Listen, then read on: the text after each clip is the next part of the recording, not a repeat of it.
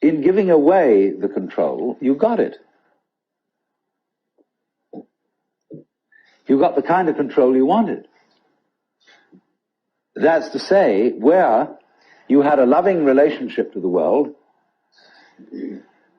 but you didn't have to make up your mind what it should do. You let it decide.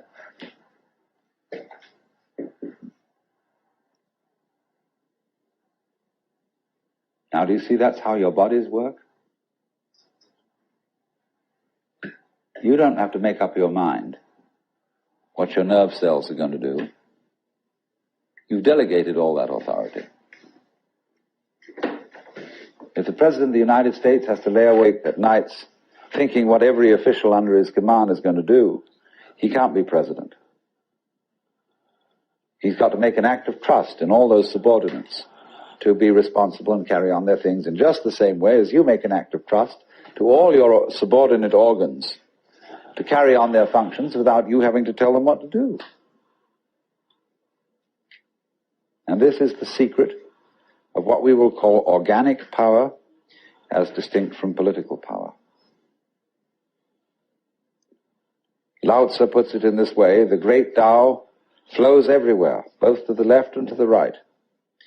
It loves and nourishes all things, but does not lord it over them. And when merits are accomplished, it lays no claim to them. The more, therefore, you relinquish power, trust others, the more powerful you become, but in such a way that instead of having to lie awake nights controlling everything, you do it beautifully by trusting the job to everyone else. And they carry it on for you.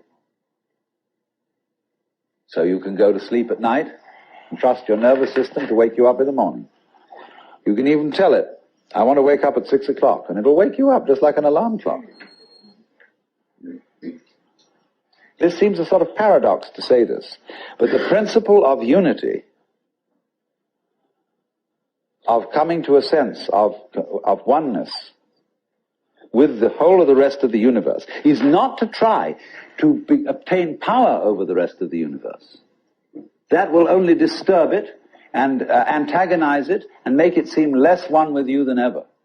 The way to become one with the universe is to trust it as another, as you would another, and say, let's see what you're going to do. But in doing that, you see, in saying that to everything else that you have been taught to think is not you, you are also saying it to yourself.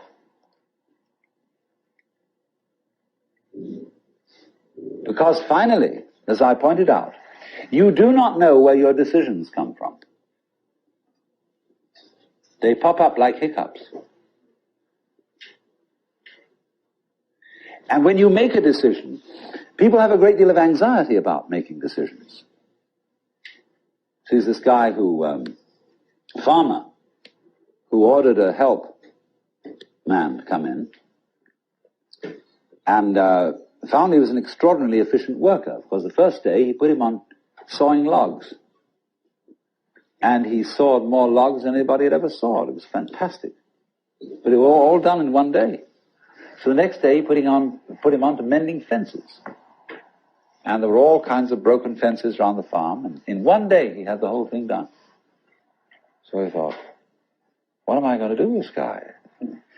So he took him down into a basement and said, look, here are all the potatoes that have come in from this harvest. And I want you to sort them into 3 groups. Those that we sell, those that we use for seeding, and those that we throw away. So he left him at that. At the end of the day, the laborer came back and said, well, that's enough, mister. I quit.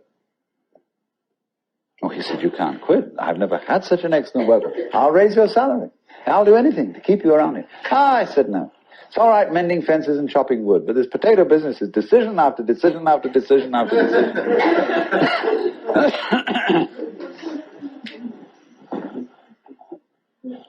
So when we decide We're always worrying. Did I think this over long enough? Did I take enough data into consideration?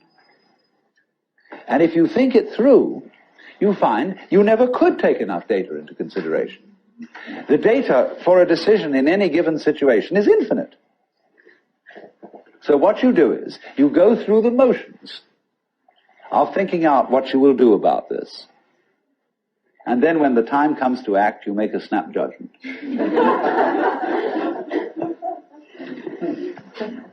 I mean, I'm speaking a little extremely, making some fun of it and so on, because after all, we do occasionally get the vague outlines of things and make a right decision on rational grounds. But we fortunately forget the variables that could have interfered with this coming out right. It's amazing how often it works. But warriors are people who think of all the variables beyond their control and what might happen.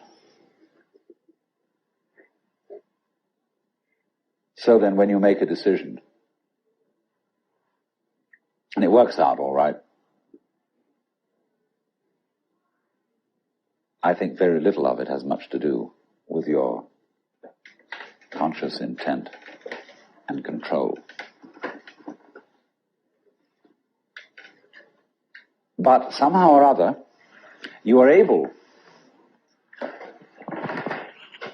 to decide and control things more harmoniously if you delegate authority. That's why very great businessmen are those who can delegate authority. Trust others to work for them. Because those are people developing businesses on the same basic structure that is fundamental to a living organism. Delegation of authority. It loves and nourishes all things, but does not lord it over them. And you see, then, what is happening is this. The more you let go of it and trust it, as if it were quite other than you,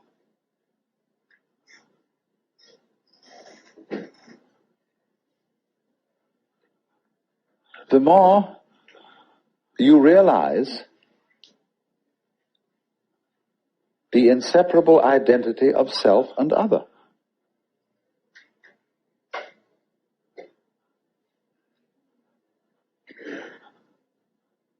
To go back, if you try to find the identity of self and other by subjecting other to self, no go. If, on the other hand, you find it through giving self, that is control, over to other and trusting that, you may make a mistake. You may make a bad gamble. But in the long run, you're acting on a principle which has the backing of evolution. This is the way biological evolution goes on. Constant delegation of authority. That's why, obviously, the democracy is superior to the monarchy. It was de Tocqueville who said that democracy is always right, but for the wrong reasons. Because there is operating in a democracy the principle that Buckminster Fuller calls synergy. And synergy is the intelligence of a highly complex system, the nature of which is always unknown to the individual members. Because that goes back again to this point, that we're always entering a new environment. We don't ever know fully what the new environment is, because the only environments we know are the past ones.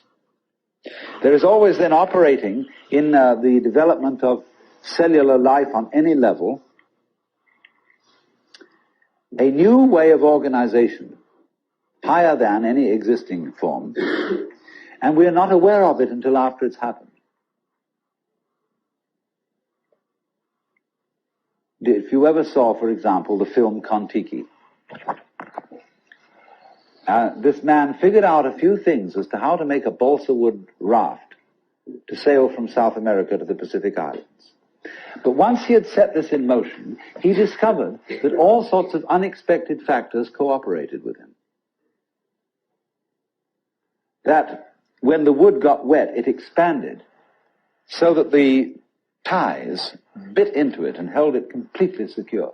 He had never expected that.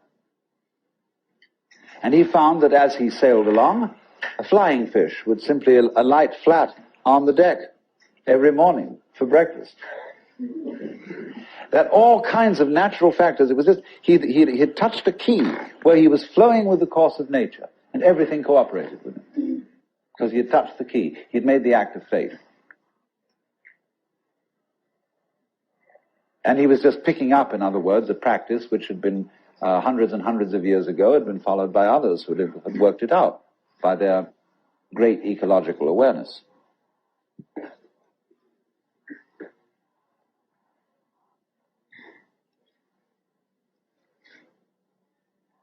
So we do come out of this way of thinking to something which has, I would say, the most enormously creative and revolutionary social consequences.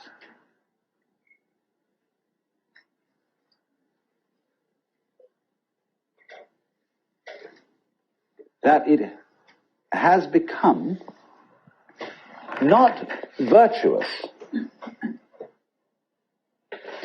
not self-sacrificing, not anything like that. It has become the hardest practical politics to let go control to others, to give up trying to dominate the scene.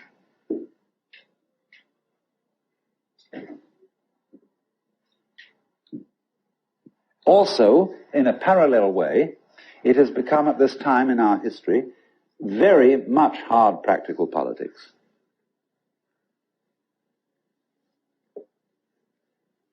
To learn how to enjoy ourselves. You can go to the Protestant people with their Protestant ethic who are against this kind of thing, and now say to them with great glee, it is your solemn duty to learn how to enjoy yourself. Why? Because in an age of leisure, people have really got to know how to enjoy themselves. Because if they don't, they'll smash the whole future of the human race.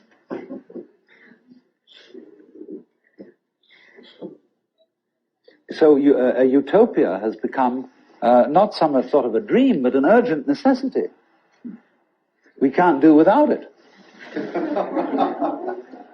Because if we try to do without it, what's going to happen is that we are going to terminate our race in a mutual massacre of scapegoats.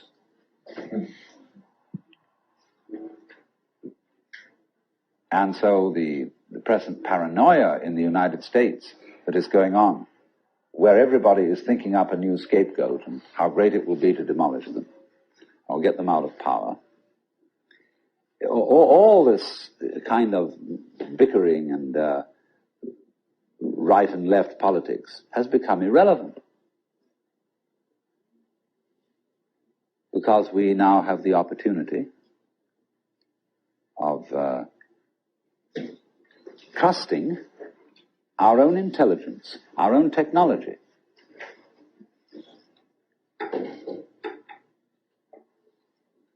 to take the risk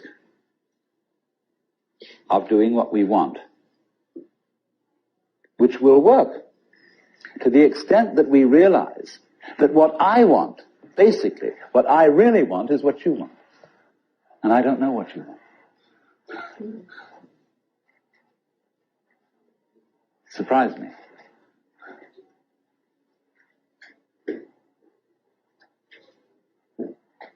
But that's the kinship between I and thou.